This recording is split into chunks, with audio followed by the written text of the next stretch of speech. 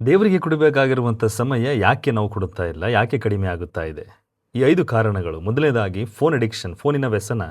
ಬೆಳಗ್ಗೆಯಿಂದ ರಾತ್ರಿ ತನಕ ಈ ಒಂದು ಫೋನ್ ದೇವರಿಗೆ ಕೊಡಬೇಕಾಗಿರುವಂಥ ಸಮಯ ಎಲ್ಲವನ್ನು ಕಸಿದುಕೊಂಡಿದೆ. ನಾವು ಸ್ವತಃ ನಮ್ಮ ಒಂದು ಸಮಯ ಇದಕ್ಕೆ ಹಾಕುತ್ತಾ ಇದ್ದೇವೆ. ಅದರಲ್ಲಿ ಅಡಿಕ್ಟೆಡ್ ಆಗುತ್ತಾ ಹೋಗುತ್ತಾ ಇದ್ದೇವೆ. ಎರಡನೇದಾಗಿರುವಂಥ ಕಾರಣ ಗಮನಭಂಗ, ಡಿಸ್ಟ್ರಾಕ್ಷನ್. ಸೈತಾನನು ಶೋಧನೆಗಳನ್ನು ತಂದು ನಮಗೆ ದೇವರಿಂದ ದೂರ ಒಯ್ಯುವಂಥ ಕೆಲಸ ಇವಾಗಿನ ಸಮಯದಲ್ಲಿ ಡಿಸ್ಟ್ರಾಕ್ಷನ್ಗಳನ್ನು ತಂದು ಒಯ್ಯುತ್ತಾ ಇದ್ದಾನೆ. ಗಮನಭಂಗವನ್ನು ಮಾಡ್ತಾ ಇದ್ದಾನೆ.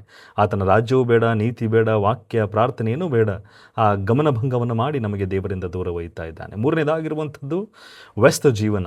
ನಾವು ನಮ್ಮ ಜೀವನದಲ್ಲಿ ಬಹಳಷ್ಟು ಬ್ಯುಸಿ ಆಗಿದ್ದೇವೆ, ವ್ಯಸ್ತರಾಗಿದ್ದೇವೆ, ಕೆಲಸ ಮಾಡುತ್ತಾ ಇದ್ದೇವೆ. ಅದಕ್ಕೆ ಸಮಯ, ಇದಕ್ಕೆ ಸಮಯ, ಆದರೆ ದೇವರಿಗೆ ಸಮಯ ಇಲ್ಲ. ದೇವರ ವಾಕ್ಯಗಳನ್ನು ಓದುವುದಕ್ಕೆ ಸಮಯ ಇಲ್ಲ. ಪ್ರಾರ್ಥನೆಗೆ, ಬೇರೆ ಯಾವುದೇ ದೇವರ ವಿಷಯವಾಗಿರುವಂಥ ಒಂದು ವಿಷಯಗಳಿಗೆ ಸಮಯವಿಲ್ಲವೆಂಬುದಾಗಿ ನಮ್ಮನ್ನು ನಾವು ದೇವರ ಮುಂದೆ ತೋರಿಸಿಕೊಳ್ಳುತ್ತಾ ಇದ್ದೇವೆ.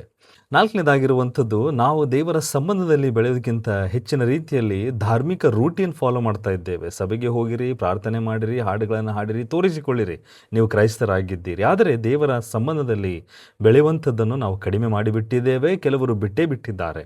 ಐದನೇದಾಗಿರುವಂಥದ್ದು ತಪ್ಪು ಆದ್ಯತೆಗಳು, ರಾಂಗ್ ಪ್ರಯಾರಿಟೀಸ್. ನಮ್ಮ ಜೀವನದಲ್ಲಿ ಮೊದಲನೇದಾಗಿ ದೇವರು ಇರಬೇಕು, ಅದಾದ ಮೇಲೆ ಎಲ್ಲ ವಿಷಯಗಳು ಬರುತ್ತವೆ. ಆದರೆ ನಮ್ಮ ಜೀವನದಲ್ಲಿ ಪ್ರಯಾರಿಟೀಸ್ಗಳು, ಆದ್ಯತೆಗಳು ನಾವು ಬೇರೆ ಬೇರೆ ವಿಷಯಗಳಿಗೆ ಕೊಟ್ಟು ಬಿಟ್ಟಿದ್ದೇವೆ.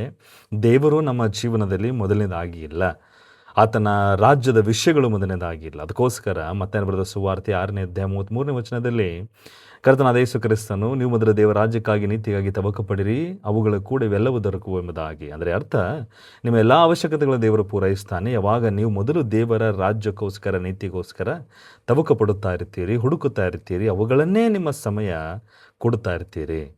ಆತನ ರಾಜ್ಯ ನೀತಿಯನ್ನು ಹುಡುಕೋದರ ಮೂಲಕವಾಗಿ ದೇವರಿಗೆ ಸಮಯ ಕೊಡುವಂಥದ್ದನ್ನು ನಾವು ಇವಾಗಲಿಂದಲೇ ಪ್ರಾರಂಭಿಸೋಣ. ಎಲ್ಲರಿಗೂ ಪ್ರೈಸ್ ದಿ ಲಾರ್ಡ್.